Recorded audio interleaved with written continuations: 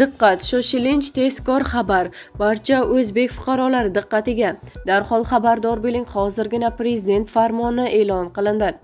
Assalomu alaykum, hurmatli tomoshabin.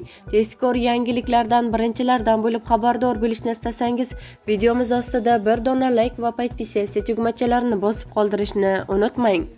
Prezident raisligida video selektor yig'ilishi boshlandi. Bu haqida prezident matbuot xizmati xabar berdi. O'tgan yilning o'zida 100 mingdan ziyod xonadonga ega 2044 ta ko'p qavatli uy barpo etildi. Jon boshiga uy-joy jami 19 kvadrat metr oshdi. 2020-yilda 16 kvadrat metr bo'lgan. Umuman 2024-yili yurtimizda 20,4 million kvadrat metr turar joy va 19,1 million kvadrat metr natural obyektlar jami 40,5 million kvadrat metr bino inshoot qurildi.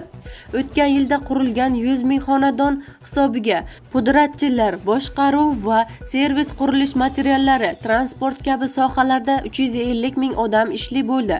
Mebel, elektrotexnika, to'qimachilik, qurilish materiallari sohalarida qo'shimcha 11 trillion so'mlik bozor barpo bo'ldi. Qurilishni rag'batlantirish uchun 2024-yilda 17 trillion so'm ipoteka krediti ajratildi. Quruvchi va developerlarga aylanma uchun jami 3 trillion so'm mablag' berildi. Shu bois davlatimiz rahbari hokimlar uy-joy qurilishiga faqat ijtimoiy yoki qurilish masalasi deb emas, balki hududni iqtisodiy rivojlanishida asosiy driver sifatida qarashi zarurligini ta'kidladi.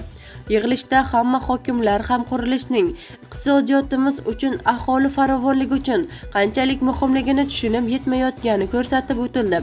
O'tgan yili uy-joy qurilishida Toshkent shahar, Navoiy, Buxoro, Xorazm va Samarqandda ishlar yaxshi tashkil qilingani aytildi. Lekin yangi O'zbekiston massivlaridagi ishlarni borishi qoniqarsiz ekani qayd etildi.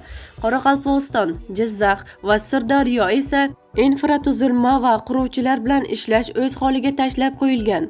Xorazmda 98 ta, Buxoroda 65 ta, Jizzaxda 19 ta, Navoiyda 12 ta, auksionda sotib olingan yerda qurilish boshlanmagan.